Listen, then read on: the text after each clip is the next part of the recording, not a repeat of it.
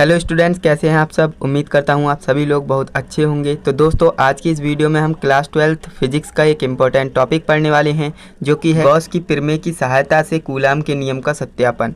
जी हाँ दोस्तों, ये इस तरह से भी क्वेश्चन पूछ लिया जाता है कि कूलाम के नियम को सिद्ध कीजिए गॉस की प्रमेय की सहायता से। ओके, तो इस तरह से ये क्वेश्चन पूछा जाता है। तो आज की इस वीडियो में हम इसका एक डेरिवेशन करने वाले हैं, जो कि एक डेरिवेशन होता है और काफ़ी इजी डेरिवेशन है। आप इजीली समझ जाएंगे। इस वीडियो को शुरू से लेकर एंड तक कंप्लीट देखना। आपको इस टॉपिक से रिलेटेड एक भी डाउट नहीं होगा, ये मैं 100% कह सकता हूँ। बस आपको वीडियो को फोकस के साथ देखना है एंड अच्छे से समझना है। जो भी मैं समझाऊँगा बिल्कुल अच्छे से फोकस के साथ आपको समझना होगा। देन आपको ये डेरिवेशन बिल्कुल हलवा लगने वाला है, कुछ है नहीं इसमें। आपको बस फोकस के साथ वीडियो को देखना है। ओके, तो वीडियो को अभी तक लाइक नहीं किया तो लाइक कर देना। चैनल पे नए हो तो चैनल को सब्सक्राइब भी कर लेना। तो चलिए वीडियो शुरू करते हैं। तो दोस्तों, जैसा कि मैंने आपको बताया, ये हमारा फर्स्ट चैप्टर लगभग एंड हो ही रहा है। इस वीडियो के बाद एक दो वीडियो और आएंगी, देन इसके बाद ये चैप्टर क्लोज हो जाएगा एंड इसके बाद हम नेक्स्ट चैप्टर को पढ़ने वाले हैं। ओके, तो यहाँ पर हम इस डेरिवेशन को समझ लेते हैं। सबसे पहले मैंने आपको बताया है, सबसे पहले हमें थ्योरी को नहीं पढ़ना होता है, सबसे पहले हमें चित्र को समझना होता है ना। चित्र को हम समझ लेंगे, देन थ्योरी लिखेंगे, उसके बाद कैलकुलेशन करेंगे, आपका डेरिवेशन फिनिश। बस मेरा यही रूल होता है एंड आप भी इस रूल को फॉलो कीजिएगा। सबसे पहले आप डायग्राम को समझा करें, उसके बाद थ्योरी को लिखा करें, उसके बाद कैलकुलेशन वगैरह किया करें, आपका डेरिवेशन फिनिश। इस तरह से अगर आप करेंगे तो आपको हर एक डेरिवेशन याद रहेगा लंबे समय तक। ओके, तो यहाँ पर आप देखिए हमने किया क्या है। यहाँ पर एक गोलीय कोष लिया है हमने। ओके, गोलीय कोष है, इसके केंद्र O है। O केंद्र से R दूरी पर एक बिंदु हमारा क्या है, P। फ्रेंड्स, यहाँ पर स्मॉल r दूरी पर बात कर रहा हूँ। स्मॉल r दूरी पर एक बिंदु क्या है, P है। ओके, यहाँ तक होगा ये। मतलब गोले के केंद्र से स्मॉल r दूरी पर एक बिंदु P है, जिस पर हमें वैद्युत क्षेत्र की गणना करनी है। ओके, तो यहाँ पर आपको इतना समझ में आया। और फ्रेंड्स, ये जो गोला है इसकी त्रिज्या कितनी है, कैपिटल R है।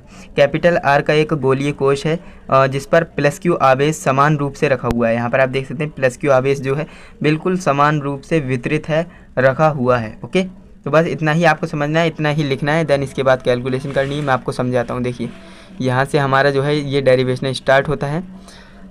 माना कैपिटल R त्रिज्या का एक गोलीय कोष है, ठीक, प्लस Q आवेश से समान रूप से आवेशित है, जैसे कि मैंने आपको बताया था। इसके केंद्र से स्मॉल r दूरी पर एक बिंदु P है, जिस पर हमें वैद्युत क्षेत्र की गणना करनी है। तो इतना आपको समझ में आ गया। मैंने आपको बोला अगर आपको चित्र बनाना आ गया तो थ्योरी तो आप अपने आप स्वयं लिख सकते हो। ओके, इसलिए आपको थ्योरी की ज़्यादा चिंता नहीं करनी, आपको डायग्राम की चिंता करनी है। ओके, हर एक डेरिवेशन का आपको डायग्राम क्लियर होना चाहिए। ओके, यहाँ पर आप देखिए, अतः गॉसियन पृष्ठ से गुजरने वाला वैद्युत फ्लक्स, ये जो आप पृष्ठ देख रहे हो इसे हम गॉसियन पृष्ठ कहते हैं। ओके, जब गॉस के नियम का सत्यापन करते हैं तो कोई भी पृष्ठ होता है उसे हम गॉसियन पृष्ठ कहते हैं। तो यहाँ पर आप देखिए, आपने प्रीवियस वीडियोस को देखा है तो आप बता सकते हैं वैद्युत फ्लक्स का फॉर्मूला क्या होता है। तो वैद्युत फ्लक्स का फॉर्मूला होता है phi E is equal to E A cos theta. E A cos theta, phi E is equal to E A cos theta, ये किसका फॉर्मूला है, ये वैद्युत फ्लक्स का फॉर्मूला है। अगर आपने प्रीवियस वीडियोस को नहीं देखा है तो आपको दिक्कत होगी। आप लोग एक सीक्वेंस से वीडियोस को देखा करें, जिससे कि आपको कोई भी समस्या ना हो। ओके, एंड यहाँ पर देखिए फाई ई बराबर हो जाएगा ई इंटू ए। यहाँ पर ए क्या है तो मैं आपसे पूछूंगा ए क्या है, तो आप कहेंगे एरिया है। एरिया किसका, गोले का क्षेत्रफल।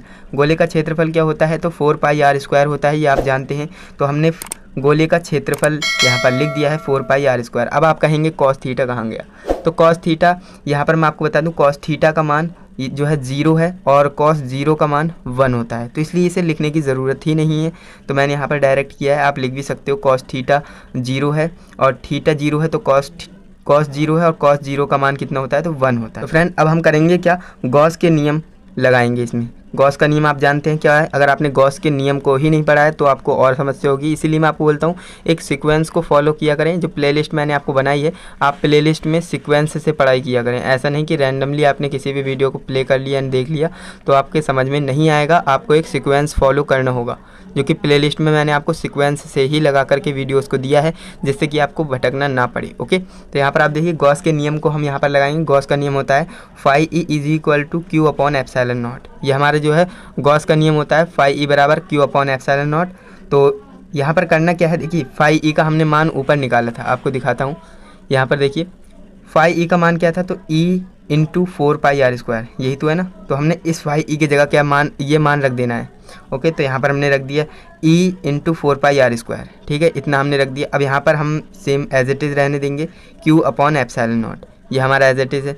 अब यहाँ पर देखिए ये जो आप देख रहे हैं 4πr², ये आप देख रहे हैं ना, ये इनटू में है, बराबर के उस साइड जाएगा तो डिवाइड में जाएगा। यहाँ पर ये इनटू में है, बराबर के उस साइड जाएगा तो डिवाइड में हो जाएगा। तो सिंपली हमने वही किया है। देखिए डिवाइड में जाएगा तो 1/4πr² हो जाएगा, तो वही हुआ है। देखिए ई बराबर 1/4π एप्सिलॉन नॉट, इनटू में Q था एंड ये वाला r² हमने यहाँ ले लिया है। इन दोनों को एक्सचेंज किया है और कुछ भी नहीं किया है। आप इतना समझते ही हैं।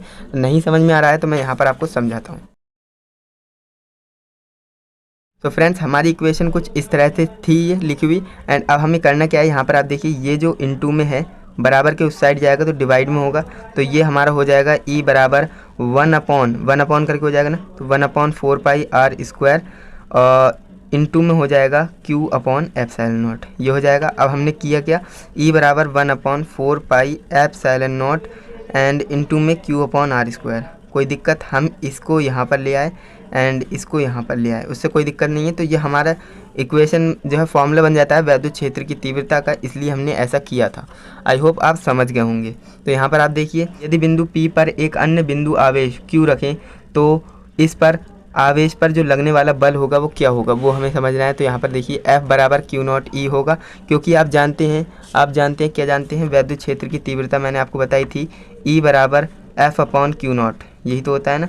तो यहाँ पर हम बल की बात कर रहे हैं, तो ये भाग में है, बराबर के उस साइड जाएगा तो डिवाइड में हो जाए, सॉरी इनटू में हो जाएगा। तो ये कुछ इस तरह से हो जाएगा। देखिए F बराबर Q0E, ये हो जाएगा ना, F बराबर Q0E।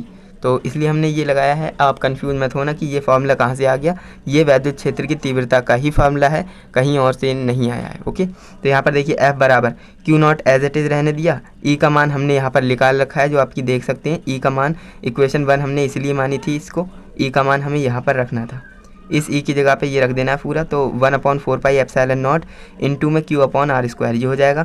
अब यहाँ पर आप देखिए F बराबर 1/4π एप्सिलॉन नॉट एंड इनटू में Q into Q0 upon r²। यहाँ पर देखिए ये पहला आवेश हो गया, ये दूसरा आवेश हो गया।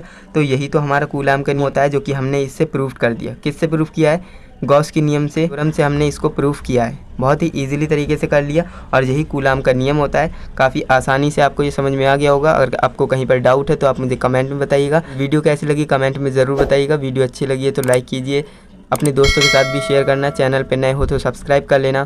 तो चलिए आज के लिए बस इतना ही, हम मिलते हैं किसी नेक्स्ट वीडियो में किसी नए टॉपिक के साथ। तब तक के लिए जय हिंद, वंदे मातरम।